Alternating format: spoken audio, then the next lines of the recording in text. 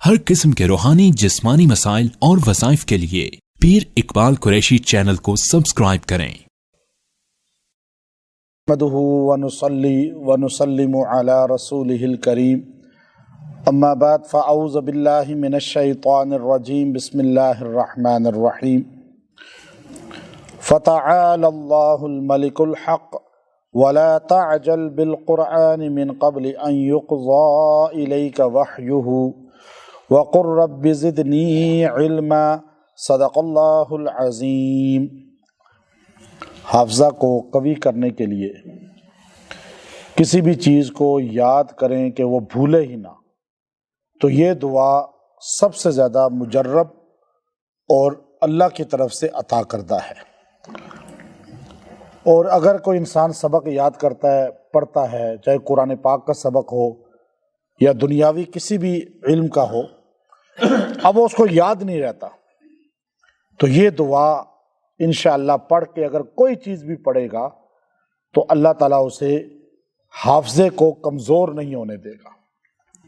اچھا، اس دعا میں ایک بڑی تاثیر بھی یہ ہے کہ اس کے پڑھنے سے جب حافظے کے لیے اس کو پڑھا جائے، اللہ کے فوراً مدد آتی ہے۔ اور پھر اگر کوئی آدمی کہتا ہے میں بات سنتا ہوں بھول جاتا ہوں، بیان سنتا ہوں بھول جاتا ہوں، یا کوئی بھی چیز سنتا ہوں بھول جاتا ہوں، تو وہ آدمی جب کوئی بات سننے لگے تو اس سے پہلے اور بات سننے کے بعد، درس سننے کے بعد، بیان سننے کے بعد، کوئی لیکچر سننے کے بعد 3 بار یہ پڑھ لے، اللہ پردہ غائب سے اس کے دماغ اور دل میں ان چیزوں کو محفوظ کر دے گا۔ نبی کریم صلی اللہ علیہ وسلم پہ وحی کا نزول ہوتا تھا، حضرت جبرائیل علیہ السلام آ کے پڑھتے تھے قرآن کی آیتیں، حضور ان کے ساتھ پڑھنا شروع کر دیتے تھے کہ یہ جلدی جبرائیل بھی پڑھ رہے ہیں، یہ بھی پڑھ رہے ہیں۔ حضور علیہ السلام کا ذہن یہ تھا کہ حضرت جبرائیل جو بول رہے ہیں تو میرے سے کہیں بھول نہ جائے یا میرا حافظے میں نکل نہ جائے، تو ساتھ ساتھ پڑھتے تھے۔ اللہ نے سورہ قیامہ میں فرمایا لا تحرک بہ لسانک، میرے پیغمبر آپ ان کے ساتھ اپنی زبان کو نہ چلائیں۔ یہ ادب بھی ہمیں سکھا دیا کہ اگر کوئی بیان کر رہا ہے تو توجہ سے سنیں، اگر کوئی لیکچر دے رہا ہے تو توجہ سے سنیں۔ اور اللہ نے کیا فرمایا، میرے پیغمبر آپ کا کام ہے سننا، دل میں اتار کے محفوظ کرنا میرا کام ہے، آپ کا کام نہیں ہے۔ اب ہم کیوں کرتے ہیں جی بھولے نہ سبق، لوگ حفظ کرتے ہیں، رٹا لگاتے ہیں۔ ابھی تراویح آ رہی ہے نا، رمضان، حافظ جتنے ہیں وہ رٹا لگانا شروع ہو جائیں گے۔ اور یہ اچھا، حافظوں کو چاہیے، یہاں 80% حافظ قرآن پاک بھولے ہوئے ہیں، 80%۔ میں آپ اتنی مصروفیت کے باوجود بھی تراویح لازمی پڑھاتا ہوں۔ آپ نے دیکھا کہ میں مسجد میں تراویح، حالانکہ میرے اتنے سفر، اتنی مشقت، اتنے بھاگ دوڑ، بیان، درس، رمضان میں بھی میری مشقت ہوتی ہے، یہاں تفسیر پڑھانا، لوگ آئے ان کو ملنا، علاج والوں کو، لیکن تراویح میں نہ پڑھاؤں 1 سال تو مجھے قرآن بھول جائے گا۔ تو حافظوں کو چاہیے، قرآن بھولنا گناہ کبیرہ ہے۔ ہمیں عزت اللہ نے دی ہے قرآن کی برکت سے، مجھے ہمیں جو کچھ ملا مقام عزت قرآن کی برکت سے۔ اور قرآن ہی یاد نہ ہو، لوگ کہیں حافظ صاحب اور یاد ہے نہیں قرآن، تو کتنی بڑی بدبختی ہے یہ۔ یہاں ہماری لڑکیاں لڑکے بڑی تعداد میں حافظ بھولے ہوئے ہیں، اور میں کسوٹی بیان کرتا ہوں، جو تراویح نہیں پڑھاتا نہ سمجھ لیں وہ حافظ بھولا ہوا ہے۔ تراویح وہی پڑھائے گا، کیونکہ ہم نے کسی سے تنخواہ تو نہیں لینی، میں اپنے قرآن کی حفاظت کے لیے تراویح پڑھا رہا ہوں، کیونکہ قبر میں میرے کام قرآن آئے گا، آپ میرے کام نہیں آئیں گے، نہ میں آپ کے قبر میں کام آؤں گا۔ تو میں اپنے قرآن کے لیے حفاظت کے لیے تراویح پڑھاتا ہوں۔ تو قرآن پاک بھولے نہ۔ اب آپ سبق یاد کر رہے ہیں، کچا قرآن ہو گیا، یا آپ کو یاد ہی نہیں، یا نیا یاد کر رہے ہیں، تو اس سے پہلے اس دعا کو پڑھیں، دیکھیے گا کبھی نہیں بھولے گا۔ میں بڑے بڑے اللہ والوں سے میں نے اس کو سنا۔ عبداللہ ابن مسعود رضی اللہ تعالیٰ عنہ صحابی ہیں، فقیہ امت ہیں، امام ابو حنیفہ رحمۃ اللہ علیہ کے دادا استاد ہیں۔ تو آپ کے پاس کوئی بھی آتا کہتا جی مجھے حافظہ کمزور ہے، آپ حضور صلی اللہ علیہ وسلم کے زمانے کے ہیں اور حضور نے آپ کو فقیہ امت کا ہے کہ میری امت کا سب سے زیادہ دین کے حکیمانہ انداز میں حدیث کو جاننے والا، فقہ کو جاننے والا عبداللہ ابن مسعود ہے۔ تو آپ بتائیں قرآن پاک سبق حافظہ، قرآن یاد ہو جائے، سبق یاد ہو جائے، حافظہ تیز ہو جائے، تو آپ فرماتے تھے بھائی وہ دعا تمہیں نہ بتاؤں جو اللہ نے اپنے پیغمبر کو سکھائی ہے کہ میرے نبی آپ جلدی جلدی نہ پڑھیں کہ چیز یاد ہو جائے، قرآن یاد ہو جائے، حضرت جبرائیل جو بتا رہے ہیں میرے یاد ہو جائے مجھے۔ آپ کے پڑھنے سے یاد نہیں ہوگا، جب آپ یوں مجھ سے مانگیں گے تو آپ کی دل کے اندر اور دماغ کے اندر حافظے کو مضبوط کرنا میرے ذمہ ہوگا۔ اس کے بعد جب یہ آیت اتری نا، یہ دعا اتری، ہمارے نبی نے تیز تیز پڑھنا ہی چھوڑ دیا حضرت جبرائیل کے ساتھ۔ کیوں چھوڑا؟ امام ابن کثیر رحمۃ اللہ علیہ لکھتے ہیں اس لیے چھوڑا کہ پڑھنا آپ کا کام ہے، سینے میں محفوظ کرنا اللہ کہتا ہے میرا کام ہے۔ اللہ اپنا کام نہیں کبھی لچک اس میں لاتا۔ تو اب ہمیں کیا چاہیے؟ اس دعا کو اپنا وظیفہ بنا لیں۔ آج اسکول، کالج، یونیورسٹی، آج دیگر تمام، ابھی یہاں باہر جانے کے لیے میرے پاس ایک لڑکا آیا، کہنے لگے یو کے لیے تیاری کر رہا ہوں، یو کے لیے میں لیا ہے، میں نے ایڈمیشن بھی لیا ہے لینگویج کے لیے، اسپوکن ہوتی ہے تو اس میں ٹیسٹ بھی ہوگا، ریٹن بھی ہوگا، لیکن اسپوکن زیادہ مجھے چاہیے اچھی۔ تو میں وہاں جاتا ہوں، حالانکہ انگریزی جانتا تھا تو پڑھا لکھا تھا تو، لیکن اس کی نہیں تھی اس طرح جیسے یو کے والے چاہ رہے ہیں۔ اب اس کے لیے اسٹڈی ویزے کے لیے اس سے کیا کرنا ہے، انہوں نے بلا کے اس کا سامنے انٹرویو لینا ہے اور اس میں اسپوکن چلنی ہے۔ کہنے لگا جی یاد ہی نہیں رہتا جو وہاں بتاتے ہیں، میں ادھر یوں ہوتا ہوں لیکن اٹھتا ہوں تو بھول جاتا ہوں۔ آپ بھی اسی طرح ہی ہیں، ابھی درس سن رہے ہیں، باہر نکلیں گے بھول جائیں گے۔ ابھی مغرب میں کون سی میں نے صورتیں پڑھی ہیں آپ کو ابھی یاد نہیں ہوگی اکثر کو، کیونکہ دماغ ہی کمزور ہو چکے ہیں نا، اور زیادہ تر نافرمانی کی وجہ سے، گناہوں کی وجہ سے حافظہ کمزور ہوتا ہے۔ تو کہنے لگا جی میں کیا کروں، میری والدہ نے، والد نے اتنا پیسہ اکٹھا کیا قرضے لے کر، اب میں فیل ہو گیا، ایک بار میرا ایگزام فیل ہو گیا ہے۔ تو میں نے کہا جی آپ یہ دعا پڑھا کرو، جب وہ لیکچر دیں تو پہلے پڑھ لو اور بعد میں ہی پڑھ لو، 3 بار سینے پھونک لو، بھولے گا نہیں انشاءاللہ۔ الحمدللہ بالکل A1 طریقے سے اس کو زبان میں مہارت ہوئی، کامیاب ہوا، باہر چلا گیا۔ کہنے لگا جی اللہ نے، کہنے لگا اتنی چھوٹی سی دعا تھی، ہم بچپن سے سن رہے تھے، بچے کو یاد ہے نا یہ دعا جو میں بتا رہا ہوں ابھی، لیکن اس کے فائدے کا نہیں پتا۔ آپ دیکھیے حضور صلی اللہ علیہ وسلم کے بارے میں اللہ اس آیت میں اللہ نے پہلے نقشہ کھینچا، اللہ کا تعارف کرایا کہ فرمایا فتعال اللہ، پس بہت بلند ذات ہے وہ اللہ کی۔ پھر فرمایا الملک، وہ بادشاہ ہے، حق، اصل میں بادشاہ وہ ہے سچا، باقی یہ بادشاہ سارے تو ویسے ہی ہیں، کبھی الیکشن میں جیت جاتے ہیں، کبھی ہار جاتے ہیں، کبھی بادشاہت ان کی ایسے زوال پذیر ہوتی ہے کہ ان کے جنازے کو کندھا دینے والا کوئی نہیں ہوتا، ان کو سلیوٹ کرنے والا کوئی نہیں ہوتا۔ یہ سارے دنیا کے بادشاہ عروج اور زوال دیکھتے ہیں، ہم اس بادشاہ کے آگے سجدہ کرتے ہیں، ملک کے آگے، وہ ملک ہے جس کو زوال نہیں ہے، اسے اللہ بولتے ہیں۔ کیا بولتے ہیں؟ اللہ۔ اللہ نے کہا فتعال اللہ، پس بہت بلند ہے تمہارا اللہ۔ کون ہے؟ الملک الحق۔ اچھا یہ بھی الگ وظیفہ ہے، لیکن میں چونکہ آپ ابھی میں اس کا وظیفہ بتاؤں گا تو وہ اصل رہ جائے گا۔ فتعال اللہ الملک الحق، یہ وظیفہ میں الگ کسی دن بتا دوں گا انشاءاللہ، بلکہ کل جمعے میں ہی بتا دوں گا انشاءاللہ، اگر کوئی جمعے میں یاد کرائے تو آپ میں سے توجہ ہوگی، دیکھیں گے آپ کس کو ہے۔ تو اس کا بڑا شاندار وظیفہ ہے یہ بھی۔ اب اس کے بعد اللہ کا تعارف کرایا۔ ابھی دیکھیں قرآن ہے، ہمیں قرآن پاک کا سمجھ ہی نہیں ہے نا، ہمیں اس کی طاقت کا، اس کے اندر چاشنی کا، پیار کا، محبت کا۔ اب یہ اللہ کا تعارف کتنا پیارا انداز میں اللہ نے اپنا کرایا۔ اس کے بعد اللہ نے کہا میرے پیغمبر دیکھیں آپ اگر کسی کو تبلیغ کرتے ہیں نا، کوئی بات سمجھاتے ہیں، تو اس کا انداز پہلے کیا ہونا چاہیے؟ یہ ہمارے اکابر جو تبلیغی جماعت ابھی کام کر رہی ہے، وہ پہلے کیا کرتے ہیں؟ اپنے بیان میں توحید بیان کریں، پھر سیرت اور رسول بیان کریں، یہی اصول بناتے ہیں نا۔ یا اللہ نے بھی یہی کیا، بات ہمارے نبی کو سمجھانی تھی، پہلے اللہ نے کہا دیکھو اللہ وہ ہے، آپ کا اللہ کی طاقت کا تو پتہ چلے، پولیس والے کی طاقت کا پتہ ہے، ایس پی کا پتہ ہے، ایس ایچ او کا پتہ ہے، اللہ کا نہیں پتہ ہمیں۔ تو اللہ نے اس کے بعد ہمیں کہا وَلَا تَعْجَلْ، میرے پیغمبر آپ جلدی مت کریں، بالقرآن، اس قرآن کے بارے میں، من قبل، اس سے پہلے، ان یقضی الیک وحیہ، جب تک آپ پہ وحی پوری نہ اتر جائے۔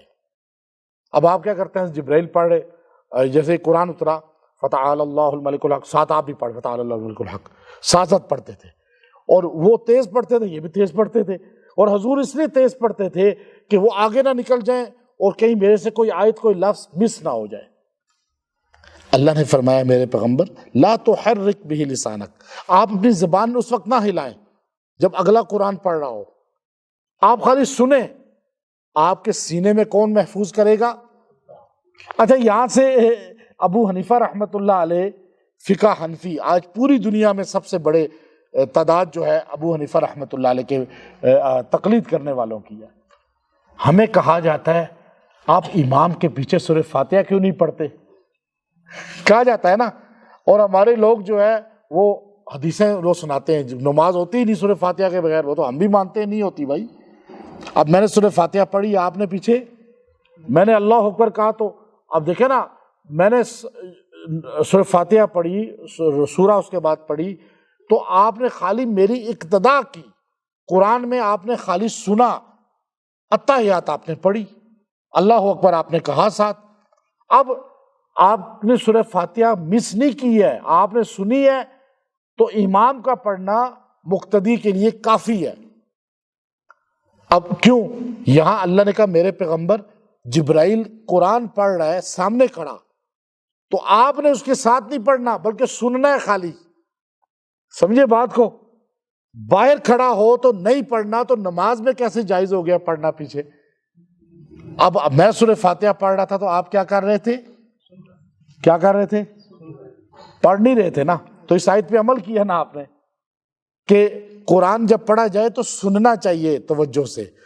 قرآن کی دوسری آیت بھی ہے وَإِذَا قُرِئَ الْقُرْآنُ فَاسْتَمِعُوا لَهُ وَأَنصِتُوا لَعَلَّكُمْ تُرْحَمُونَ، جب قرآن پڑھا جائے غور سے سنو، خاموش ہو، وَأَنصِتُوا، خاموش بھی ہو جاؤ تاکہ تم پہ رحم ہو۔ وہ آیت بھی ہمارے لیے دلیل ہے، اور یہ بھی ایک بات کہ امام کے پیچھے جب قرات ہو رہی ہو تو قرات نہیں کرنی چاہیے۔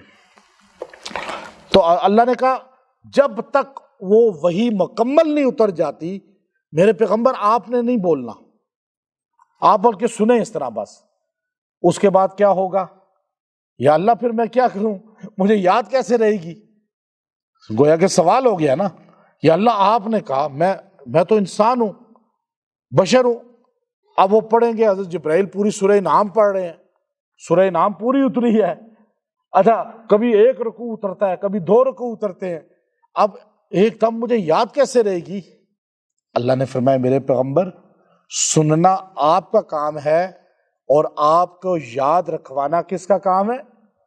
اللہ نے کہا میرا کام ہے، بس آپ ایک کام کریں۔ اب یہ ہمیں سمجھا دیا، وَقُلْ وَقُرْ، بس آپ نے ایک بات کہنی ہے، رَبِّ زِدْنِی عِلْمًا، یہ دعا پڑھتے رہنا ہے، اے اللہ میرے علم میں اضافہ فرما دے۔ اچھا، نبی سے بڑا عالم ہے ہی کوئی نہیں۔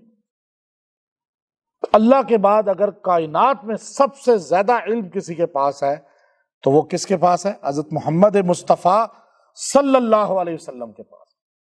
یہ اہل سنت والجماعت ہمارا عقیدہ ہے، اللہ کے بعد کائنات میں آپ سے زیادہ علم کسی کے پاس نہیں۔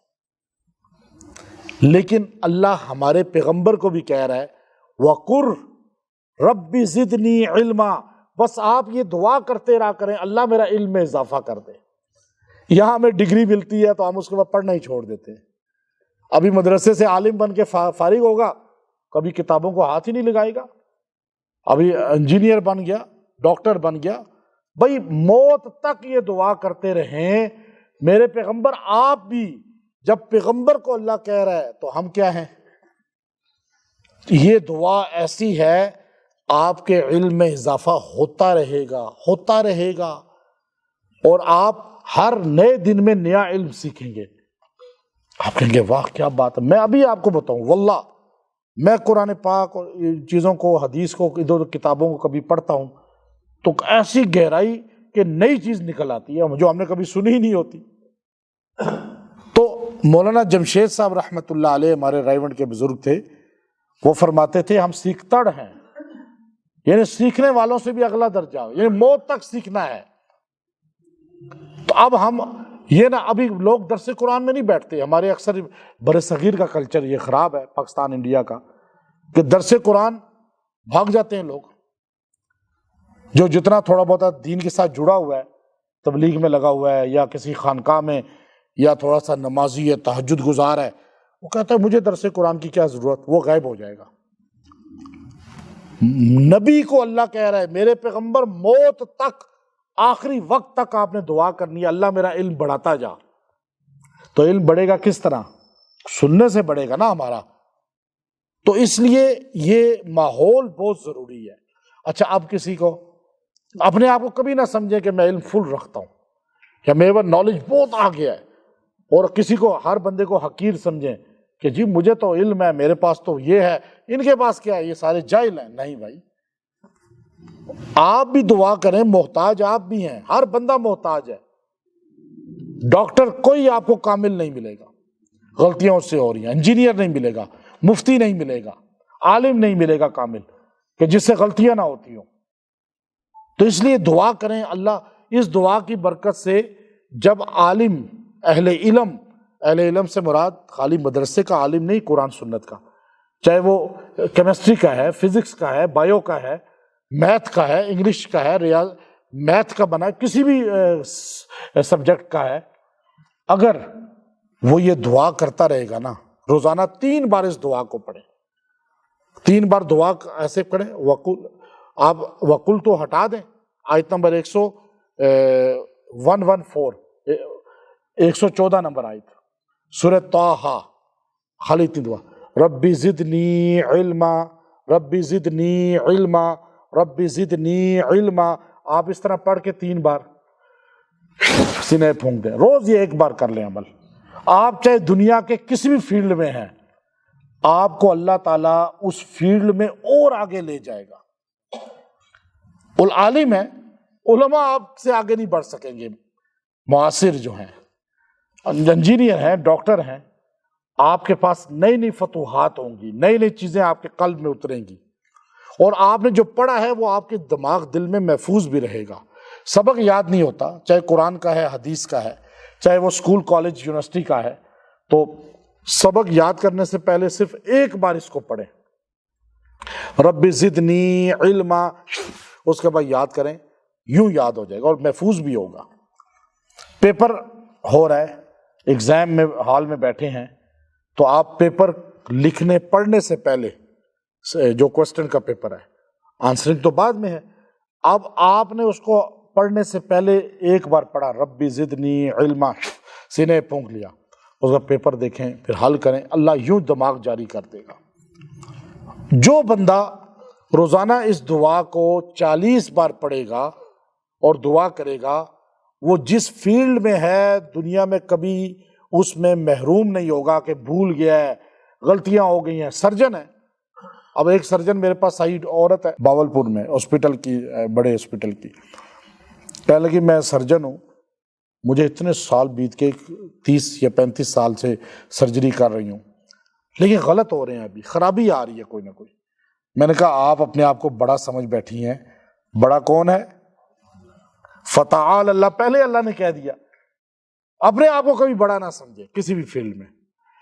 پھر اللہ کے جب سرجری کرنے لگے نا، اس سے پہلے 1 بار پڑھ کے اپنے سینے پھونک لیا کریں، کبھی خراب نہیں ہوگی۔ وہ کہتی ہے اس کے بعد مجھے کہا کہ میں 3 سال سے اس حال میں تھی کہ میں مختلف جگہوں پہ گئی ہوں، سارے کہتے رہے جادو ہی ہے، جادو ہی ہے، وہ حل بھی نہیں ہوا، اور سرجری میں مجھے میرا اپنا ہاسپٹل ہے، بہت بڑا ہاسپٹل ہے وہ کہتی ہے، لیکن میں بند کرنے پہ آ گئی تھی کہ کیس خراب ہو رہے تھے، مجھ سے غلطی ہو جاتی تھی۔ جب سے یہ دعا شروع کی ہے الحمدللہ بالکل فٹ کیس ہو رہے ہیں اور کوئی غلطی نہیں ہوتی۔ اب دیکھیں نا، آپ نے مستری ہیں، گھر بنا رہے ہیں، ٹھیکیدار ہیں، آپ کہیں ربی زدنی علما، اللہ اس علم کی، یہاں پر تو ہر چیز کا علم ہے، علم خالی قرآن حدیث نہیں، آپ دنیا کے جتنے علم ہے وہ بھی علم ہے، وہ بھی اللہ ہی کے قرآن میں علم ہے وہ۔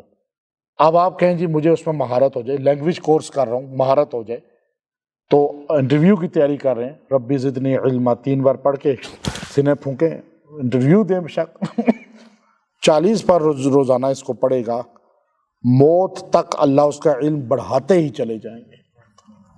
اور یہ دعا وہ ہے جو اللہ نے حافظہ قوی کرنے کے لیے ہمارے پیغمبر کو عطا کی ہے۔ اتنی جامع دعا اور کوئی نہیں ہے، کتنی چھوٹی سی، ابھی آپ نے بچپن سے سنتے آ رہے ہیں، لیکن افادیت پتہ تھی، یہ کبھی اس کی یہ فضیلت سنی؟ میرا کام قرآن پاک کی وہ چیزیں جو امت میں ہیں لیکن لوگوں کا اس کی طرف ذہن نہیں ہے، اس کی حکیمانہ انداز میں اس کو واضح کرنا۔ میں اپنے پاس سے وظیفے نہیں لاتا، نہ بتا سکتا ہوں، قرآن سے ہی نکالتا ہوں، لیکن اس کا انداز ہوتا ہے کہ آپ کو اس کا فائدہ پتہ چلے، ورنہ بچپن سے آپ کیا پڑھتے رہے، سارے پڑھ لیں ربی زدنی علما، اب یہ یاد ہو گیا آپ کو۔ اب آپ دیکھیے، جو بندے کا حافظہ بہت کمزور ہو اور وہ کہے کہ میرا حافظہ تیز ہو جائے اور میرا علم مجھے یاد رہے، تو وہ 11 دن تک 70 بار اس دعا کو پڑھ کے پانی پہ پیے، دعا بھی کرے، تیل پہ دم کر کے سر کی مالش بھی کرے۔ انشاءاللہ یہ دعا آپ بچوں کو بتائیں، خواتین کو بتائیں، اور یہ بڑی مجرب دعا ہے، اور اس سے مضبوط دعا حافظے کو قوی کرنے اور یاد ہونے والی چیزوں کو محفوظ کرنے کے لیے کوئی نہیں ہے۔ مولانا انور شاہ کشمیری رحمۃ اللہ علیہ محدث تھے دارالعلوم دیوبند کے، وہ کہتے ہیں جو ایک بار میں اس طرح پڑھتا ہوں نا 10 سال تک مجھے نہیں بھولتا، دماغ سے نہیں نکلتا۔ تو میں نے جب ان کی پوری زندگی کو پڑھا، تو اللہ نے بخاری کا حافظ بنایا تھا، ترمذی کا، مسلم کا، کتابوں کا ان کو حافظ تھے۔ کہتے ہیں ابھی بھی ہے یہاں ہری پور میں ایک عورت حافظہ ہے بخاری شریف کی، لاہور میں ایک لڑکی ہے وہ بخاری شریف کی حافظہ ہے۔ تو اصل میں آج بھی لوگ ایسے ہیں الحمدللہ، لیکن آپ دیکھیے کہ مولانا انور شاہ کشمیری رحمۃ اللہ علیہ فرماتے ہیں میں جب بھی کوئی چیز پڑھتا ہوں تو ایک بار یہ دعا پڑھ کے پڑھتا ہوں تو مجھے بھولتی ہی نہیں۔ تو ہمیں اپنے اکابر اور قرآن کی اس مضبوط دعا کو آج ہمیں یاد رکھنا چاہیے، ہمیں دماغ کو حاضر رکھنا چاہیے، اور قرآنی دعاؤں پہ اعتبار کر کے اسی پر یقین کامل رکھنا چاہیے۔ ابن عباس رضی اللہ تعالیٰ عنہ کہتے ہیں، صحیح حدیث میں ہے کہ اللہ نے حافظے کے قوی کے لیے اپنے پیغمبر کو یہ دعا سکھائی ہے، اور اللہ جو اپنے پیغمبر کو سکھا رہا ہے کہ نبی کا حافظہ ہے ہی مضبوط، اس کے بعد حضور کہتے ہیں مجھے کبھی غم ہی نہیں ہوا کہ مجھے بھول جائے گا، اور بھولا بھی کچھ نہیں، کیونکہ اس دعا میں ہے اللہ تیرے ذمہ ہے یاد کرانا، میرا ذمہ ہے پڑھنا۔ اللہ نے کہا میرے پیغمبر مانگے آپ، محفوظ میں کروں گا۔ اب آپ جب اللہ سے مانگیں گے تو محفوظ کون کرے گا؟ اللہ۔ وآخر دعوانا ان الحمد للہ رب العالمین۔